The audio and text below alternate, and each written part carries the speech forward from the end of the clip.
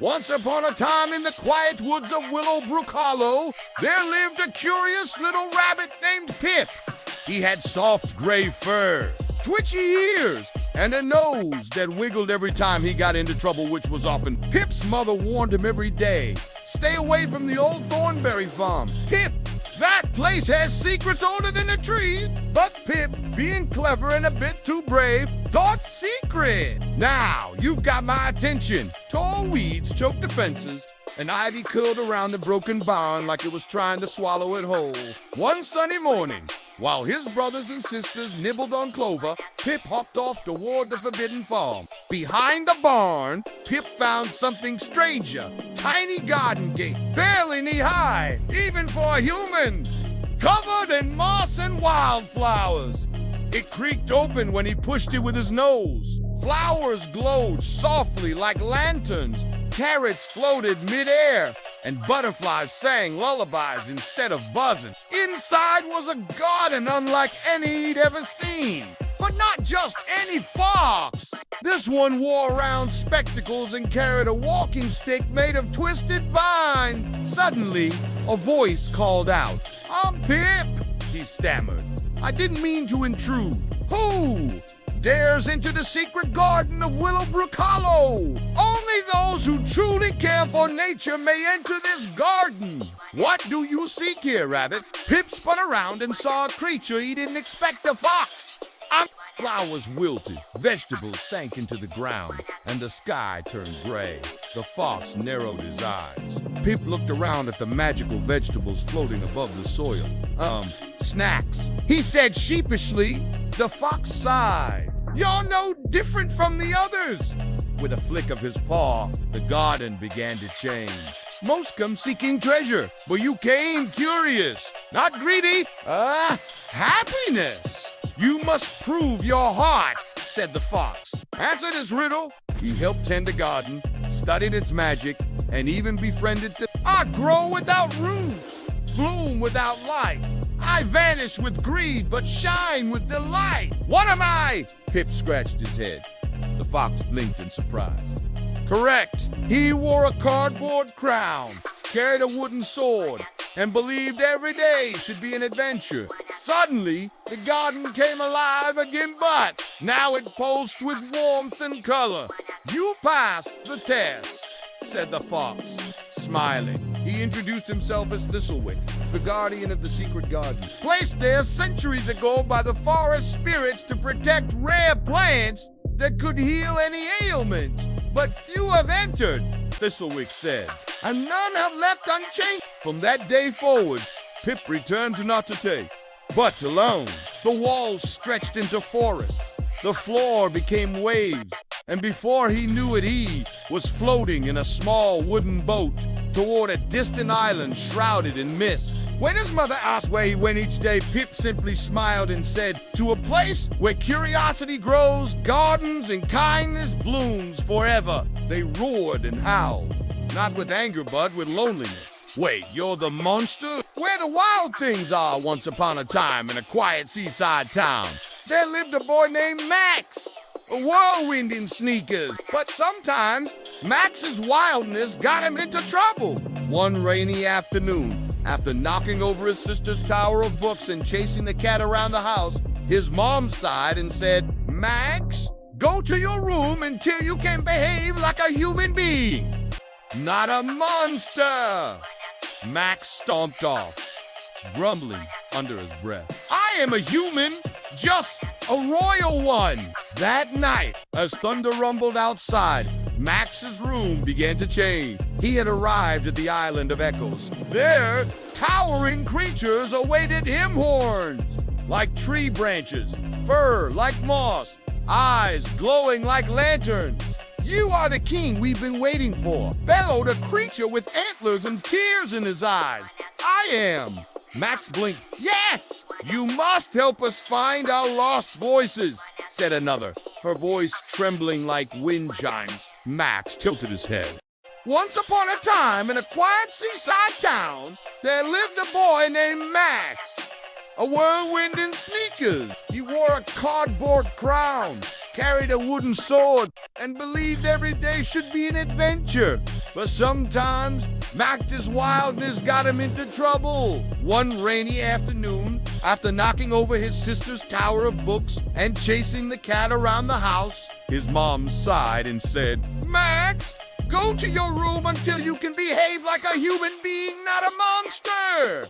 Max stomped off, grumbling under his breath. "I am a human, just royal one." That night, as thunder rumbled outside, Max's room began to change. The walls stretched into forests. The floor became waves. And before he knew it, he was floating in a small wooden boat toward a distant island shrouded in mist. He had arrived at the island of echoes. They roared and howled, not with anger, but with loneliness. There, towering creatures awaited him, horns like tree branches, fur like moss, eyes glowing like lanterns. "You are the king we've been waiting for," bellowed a creature with antlers and tears in his eyes. "Ah," Max blinked. "Yes, you must help us find our lost voices," said another, her voice trembling like wind chimes. Max tilted his head. "Wait, you're the monsters!" The tallest one shook his head. "We are not monsters. We are echoes of feelings people have forgotten." But as they grew older, they buried those feelings deep inside. And so, those emotions came alive here on the island, taking shape as these creatures. Max learned that long ago. Humans used to feel everything deeply: joy, sadness, fear, love. But something terrible had happened. Their voices, the sounds of their feelings, had vanished. Without them, the creatures could only growl, cry silently, or scream without sound. They were losing their power. Max, now crowned king of the island once more, took charge. "Let's go on a quest," he declared. And so, Max and the creatures journeyed across the island to the cave of forgotten laughter, the forest of muffled tears, and finally to the cliffs of silent screams. In each place, Max listened. Really listened. "You reminded us that even wild things need to be heard." He heard giggles trapped in seashells, sobs stuck in tree roots, and yells frozen in ice. With courage and care, he freed each sound, clapping, crying, shouting alongside the creatures. One by one, they found their voices again. "Maybe when I need to remember who I really am." As dawn broke, the last echo returned, a soft whisper from the oldest creature, who said, "Thank you, King Max." Max smiled. "You're welcome. And hey, maybe I'm not just a wild thing. Maybe I'm both." Suddenly, his boat appeared beside him. "Will you come back?" asked the creature with antlers. Max waved. Back in his room, morning light spilled through the window. His mom knocked gently. "Max, ready for breakfast?" He grinned. "Yeah, Mom." And this time, he gave her a hug before grabbing his cereal. Because now he knew even the wildest hearts hold gentle echoes. Moral: being wild isn't about making noise, it's about knowing when to listen, especially to yourself. A child was standing on a street corner. He leaned with one shoulder against a high board fence and swayed the other to and fro, the while kicking carelessly at the gravel. Sunshine beat upon the cobbles, and a lazy summer wind raised yellow dust which trailed in clouds down the avenue. Clattering trucks moved with indistinctness through it. The child stood dreamily gazing. After a time, a little dark brown dog came trotting with an intent air down the sidewalk. A short rope was dragging from his neck.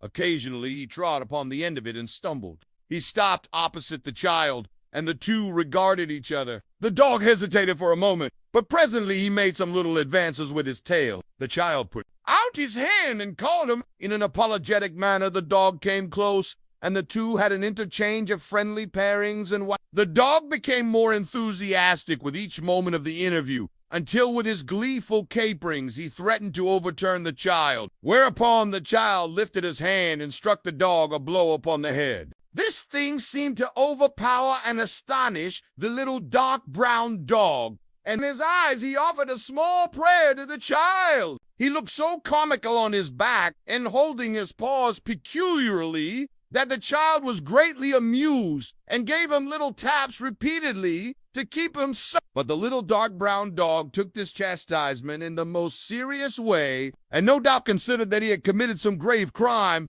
for he wriggled contritely and he pleaded with the child, showed his repentance in every way that was in his power. The dog petitioned him and offered more prayers. At last, the child grew weary of this amusement and turned toward home. Was praying at the time. He lay on his back and turned his eyes upon the retreating form. Presently he struggled to his feet and started after the child. The latter wandered in a perfunctory way toward his home, stopping at times to investigate various matters. During one of these pauses, he discovered the little dark brown dog who was following him with the air of a foot. Proclaiming the child beat his pursuer with a small stick he had found. The dog lay down and prayed until the child had finished and resumed his journey. Then he scrambled erect and took up the pursuit again. On the way to his home, the child turned many times and beat the dog with childish gestures that he held him in contempt as an unimportant dog with no value save for a moment. For being this quality of animal, the dog apologized and eloquently expressed regret,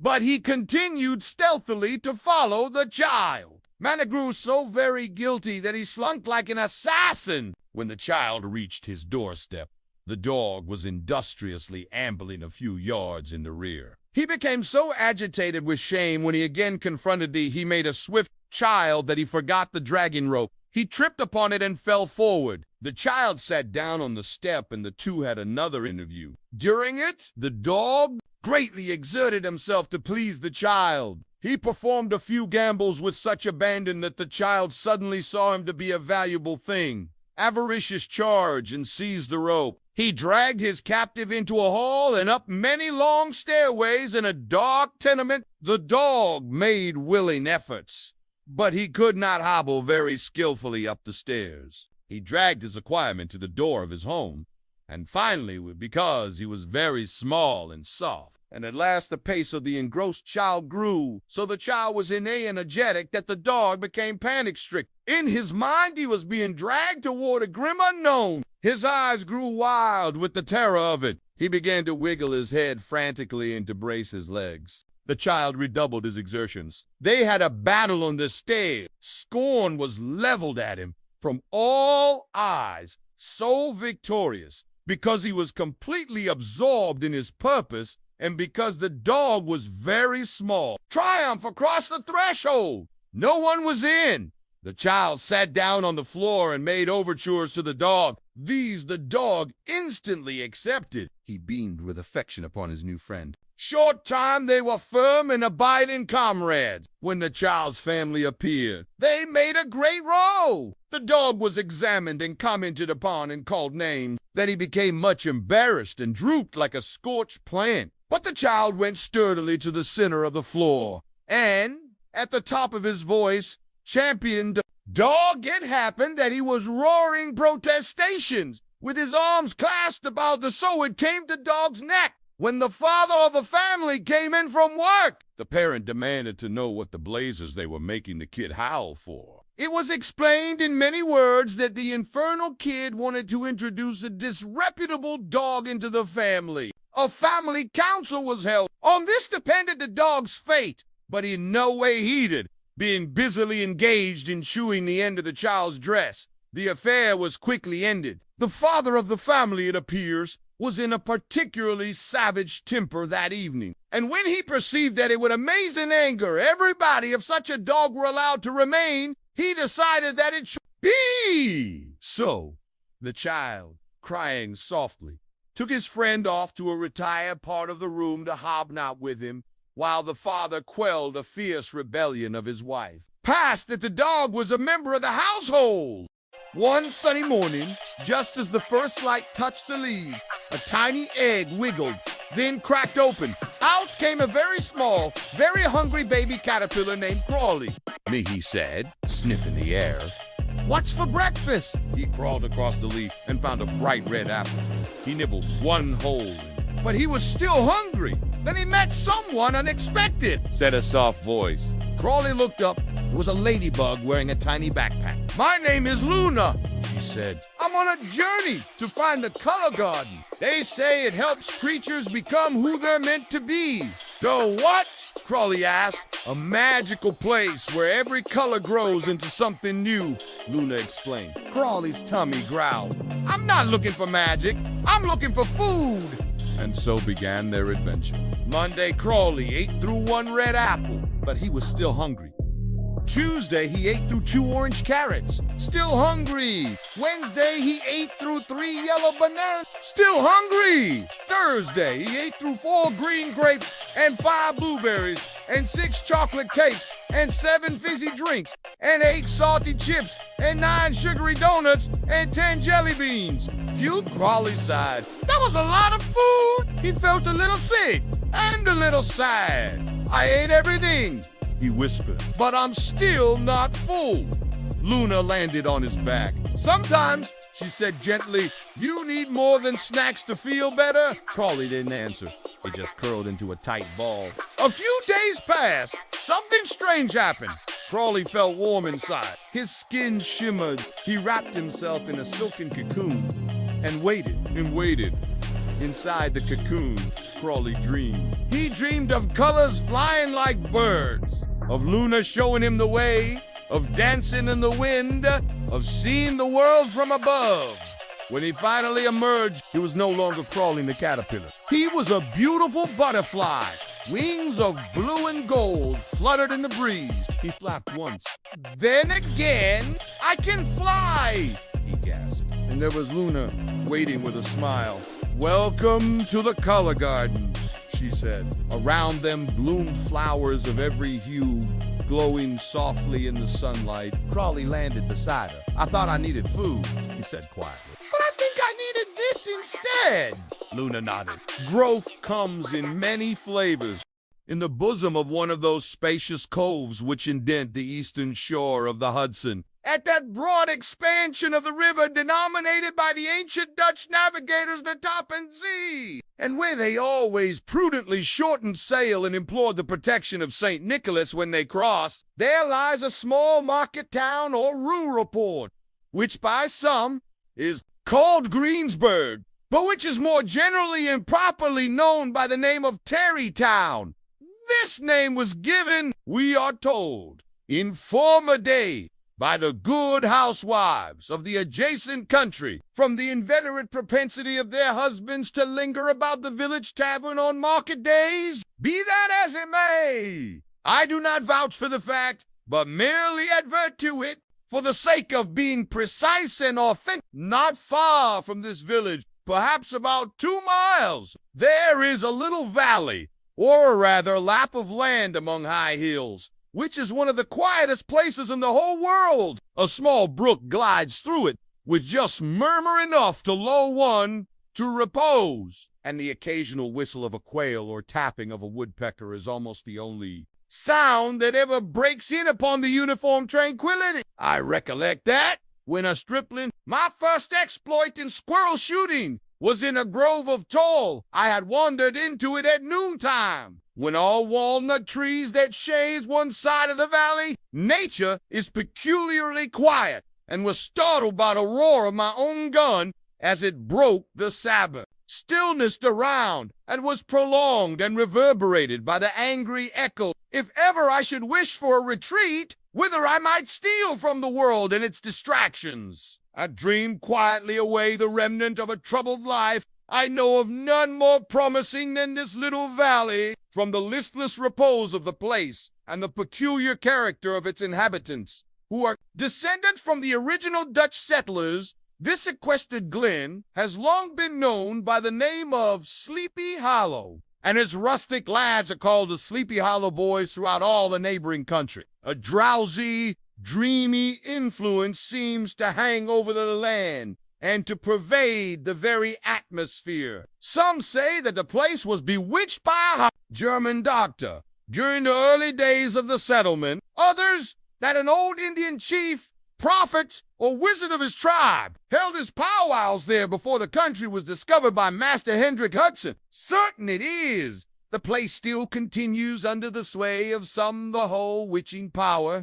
That holds a spell over the minds of the good people, causing them to walk in a continual reverie. They are given to all kinds of marvelous beliefs, are subject to trances and visions, and frequently see strange sights and hear music and voices in the air. Neighborhood abounds with local tailies, haunted spots, and twilight superstitions. Stars shoot and meteors glare oftener across the valley than in any other part of the country. And the nightmare, with her whole ninefold, seems to make it the favorite scene of a gambols. And the dominant spirit, however, that haunts this enchanted region and seems to be commander-in-chief of all the powers of the air, is the apparition of a figure on horseback, indeed, certain without a head. It is said by some to be the ghost of a Hessian trooper whose head had been carried away by a cannonball in some nameless battle during the Revolutionary War, who was ever and anon seen by the country folk hurrying along in the gloom of night, as if on the wings of the wind. His haunts are not confined to the valley, but extend at times to the adjacent roads, and especially to the vicinity of a church at no great distance. Of the most authentic historians of those parts, who have been careful in collecting and collating the floating facts concerning this specter, allege that the body of the trooper having been buried in a churchyard, the ghost rides forth to the scene of battle in nightly quest of his head, and that the rushing speed with which he sometimes passes along the hollow, a midnight blast, is owing to his being belated and in a hurry to get back to the churchyard, however wide awake they may have been before they entered that sleepy region day before daybreak. Such is the general purport of this legendary superstition, which has furnished materials for many a wild story in that region of shadows. And the specter is known in all the country. Firesides, by the name of the headless horseman of Sleepy Hollow. It is remarkable that the visionary propensity I have mentioned is not confined to the native inhabitants of the valley, but is unconsciously imbibed by everyone who resides there for a winter or sure, in a little time, to inhale the witching influence of the air and begin to grow imaginative, to dream dreams, and see apparitions. I've mentioned this peaceful spot with all possible luck, for it is in such little retired Dutch valleys, found here and there embosomed in the great state of New York, that population, manners, and customs remain fixed, while the great torrent of migration and improvement, which is making such incessant changes in other parts of this restless country, sweeps by them unobserved. They are like those little nooks of still water which bordered a rapid stream. We may see the straw and bubble riding quietly at anchor, or slowly revolving in their mimic harbor, undisturbed by the rush of the passing current, though many years have elapsed since I trod the drowsy shades of Sleepy Hollow. Yet I question whether I should not still find the same trees and the same families vegetating in its sheltered bosom. The superintendent said to me, "I only keep you out of regard for your worthy father. But for that, you would have been sent flying long ago," I replied to him. "You flatter me too much, Your Excellency, in assuming that I am capable of flying." And then I heard him say, "Take that gentleman away! He gets upon my nerves." 2 days later, I was dismissed. And in this way I have, during the years I have, been regarded as grown up, lost 9 situations, to the great mortification of I have served in various departments. But all these, when I came into my father, he was sitting buried in a low armchair with his eyes closed. His dry, emaciated face, with a shade of dark blue where it was shaved, expressed meekness and resignation. Without responding to my greeting or opening his eyes, he said, "If my dear wife and your mother were living, your life would have been a source of continual distress to her. I see the divine providence in her premature death. I beg you, unhappy boy," he continued, opening his eyes, "tell me, what am I to do with you? In the past, when I was younger, my friends and relations had known what to do with me. Some of them used to advise me to volunteer for the army, others to get a job in a pharmacy, and others in a telegraph department. Now that I'm over 25, that gray hairs are beginning to show on my temples, and that I have been already in the army, and in a pharmacy, and in the telegraph department. It would seem that all earthly possibilities have been exhausted, and people have given up advising me and kneel a sigh or shake their head. What do you think about yourself? My father went on. By the time they are your age, young men have a secure social position. Why, look at you. You are a proletarian, a beggar, a burden on your father. And as usual, he proceeded to declare that the young people of today were on the road to perdition through infidelity, materialism, and self-conceit, and that theatricals ought to be prohibited because they seduced young people from religion and their duties. Tomorrow we shall go together, and you shall apologize to the superintendent. And promised him to work conscientiously, he said in conclusion. You ought not to what you call a position in society is the privilege of capital and remain. One single day with no regular position in society. I beg you to listen to me, I said sullenly, expecting nothing good from this conversation. Education. Those who have neither wealth nor education earn their daily bread by manual labor, and I see no grounds for my being an exception. When you begin talking about manual labor, it is always stupid and vulgar, said my father with irritation. Understand, you dense fellow. Understand. I don't pay. Now besides, coarse physical strength, you have the divine spirit, a spark of the holy fire, which distinguishes you in the most striking way from the ass or the old reptile, and brings you nearer to the deity. This fire is the fruit of the efforts of the best of mankind during thousands of years. Your great-grandfather Polaznev, the anybot general, fought at Your grandfather was a poet, an orator, and a marshal of nobility. Your uncle is a schoolmaster. And lastly, I, your father, am an architect. The Polaznevs have guarded the sacred fire for you to put it out. One must be just, I said. Millions of people put up with manual labor and let them put up with it. They don't know how to do anything else. Besides, I knew perfectly even the most abject fool or criminal is capable of manual labor. Such labor is the distinguishing mark of the slave and the barbarian, while the holy fire is vouchsafed only to a few. To continue this conversation was unprofitable. My father worshipped himself, and to continue the conversation was unprofitable and unpleasant. But I, the whole, nothing was convincing to him but what he said himself. Well, that the disdain with which he talked of physical toil was founded not so much on reverence for the sacred fire as on a secret dread that I should become a workman and should set the whole town talking about me. What was worse, all my contemporaries had long ago taken their degrees and were getting on well, and the son